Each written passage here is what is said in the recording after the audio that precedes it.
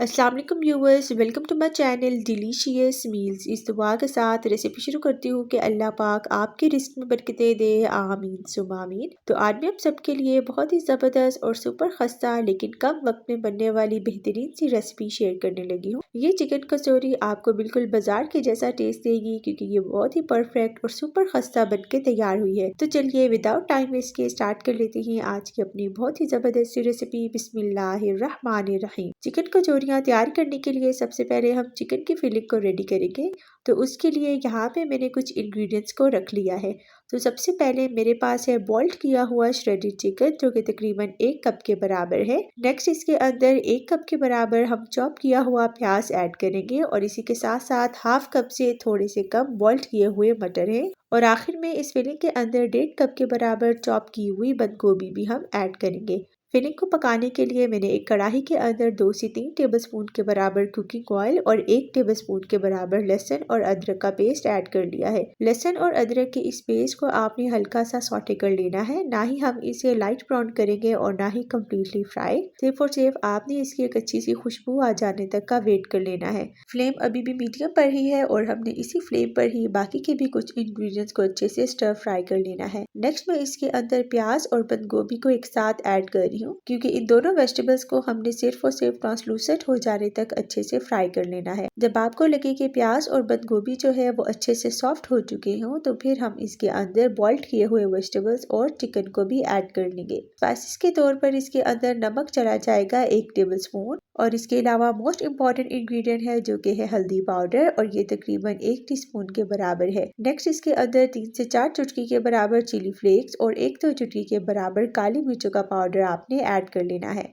अब एक स्पैचुला का इस्तेमाल करते हुए आपने तमाम इंग्रेडिएंट्स और स्पाइसेस को आपस में अच्छे से मिक्स कर लेना है। तकरीबन 5-7 मिनट के अंदर अंदर ही बिल्कुल बाजार जैसी कचौरियों के लिए बेहतरीन सी चिकन की फिलिंग हमारी बनके तैयार हो जाएगी। तो अब आपने फ्लेम को ऑफ करके इस फिलिंग को आप किसी भी खुले बर्तन के अंदर निकाल सकते हैं ताकि ये अच्छे से रूम टेम्परेचर पर आ जाए। चिकन कचौरी की इस रेसिपी को आज मैं थोड़े बहुत ट्विस्ट और थोड़े बहुत शॉर्टकट मेथड के साथ आपको बनाना बता रही हूँ, जिसके अंदर मैं यहाँ पे 4 अदद फ्रोजन पराठों का इस्तेमाल करूंगी। तो सबसे पहले आपने काउंटर टॉप को अच्छे से ग्रीस कर लेना है। आप चाहें तो ऑयल से ग्रीस कर लें, लेकिन मैंने 1 टीस्पून के जितने घी को अच्छे से काउंटर टॉप के ऊपर स्प्रेड कर लिया था ताकि जब हम इसके ऊपर पराठा ऐड करें तो पराठा जो है वो काउंटर टॉप के साथ चिपके नहीं। अब एक एक करके हमने इन तमाम पराठों में से शीट्स को रिमूव कर लेने के बाद इसे इस तरीके से मैंने काउंटर टॉप पर सेट कर दिया है। नेक्स्ट स्टेप में हम इन तमाम पराठों को अच्छे से कवर करेंगे। तो कवर करने के लिए मैंने नॉर्मली किचन के कपड़े का ही इस्तेमाल किया है। आप चाहे तो किसी भी चीज़ से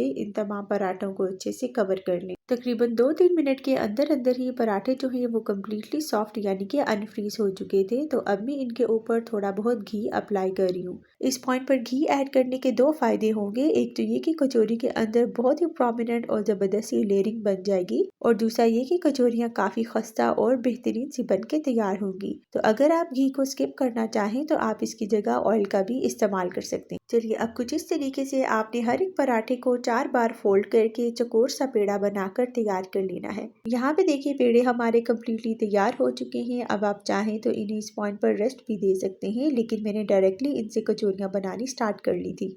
तो सबसे पहले हम इस पेड़े को अच्छे से फ्लैट करेंगे। तो उसके लिए आपको बेलन की बिल्कुल भी ज़रूरत नहीं क्योंकि ये पेड़े ऑलरेडी काफ़ी ज़्यादा सॉफ्ट हैं। तो जब आप हल्का सा उंगलियों का प्रेशर देंगे तो पेड़ा जो है वो ऑटोमेटिकली फैलना शुरू हो जाएगा। तो कुछ इस तरीके से आपने पेड़े को अच्छे से फ्लैट कर लेने के बाद इसके अंदर फिलिंग ऐड करनी है। फिलिंग की क्वांटिटी ना ही बहुत ज़्यादा होनी चाहिए और ना बहुत कम, बस इस तरीके से एक बैलेंस क्वांटिटी के अंदर आपने चिकन और वेजिटेबल्स की इस ज़बरदस्त सी फिलिंग को ऐड कर लेना है। तकरीबन 1.5 टेबलस्पून के बराबर मैंने फिलिंग शामिल की थी। तो अब बारी है इसको फोल्ड करने की। फोल्डिंग के लिए मैं आपको सिंपल और क्विक मेथड बताऊंगी। जिस तरीके से हम क्लासिक मोमोज को पैक करते हैं बिल्कुल उसी सेम मेथड को फॉलो करते हुए मैंने इन जबरदस्ती कचौरियों को भी पैक कर लिया है। कचौरी को पैक करने का ये मेथड काफ़ी सिंपल है और आप में से हर कोई इसे बासानी फॉलो भी कर सकता है। तो अब आखिर में आपने इसे हल्का सा प्रेशर देते हुए इस पेड़े को फ्लैट कर लेना है। तो कुछ इस तरीके से हमारी बहुत ही ज़बरदस्त कचौरियाँ बन के तैयार हो जाएंगी। तो अब बारी है अपना लास्ट स्टेप करने की, जहाँ पर हम इन ज़बरदस्ती कचौरियों को फ्राई करेंगे। फ्राइंग के लिए आपने ऑयल के टेम्परेचर पर खास तौर पर ध्यान रखना है।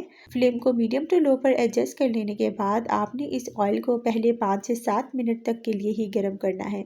ऑयल इस तरह से जब हल्का गर्म हो जाएगा तो फिर हम इसके अंदर एक एक करके कचौरियाँ ऐड करेंगे। कचौरियों की जिस साइड पर हमने प्लीट्स बनाकर इसे पैक किया था वो साइड आपने कढ़ाई की बेस पर रखनी है और ऊपर जो आपको साइड नज़र आ रही है वो बिल्कुल फ्लैट और प्लेन है। तो इस तरह से जब आप कचौरियों को फ्राई करेंगे तो कचौरियाँ ना ही खुलेंगी और ना ही इनके अंदर ऑयल पेनिट्रेट होगा। लो फ्लेम पर मैंने इन ज़बरदस्ती कचौरियों को अच्छे से डीप फ्राई कर लिया था तकरीबन 10 से 12 मिनट के लिए और इस पॉइंट पर इन पर खूबसूरत सा कलर भी डेवलप हो चुका है। तो अब आप फ्लेम को ऑफ करके इसे किसी भी टिश्यू पेपर के ऊपर निकाल लें।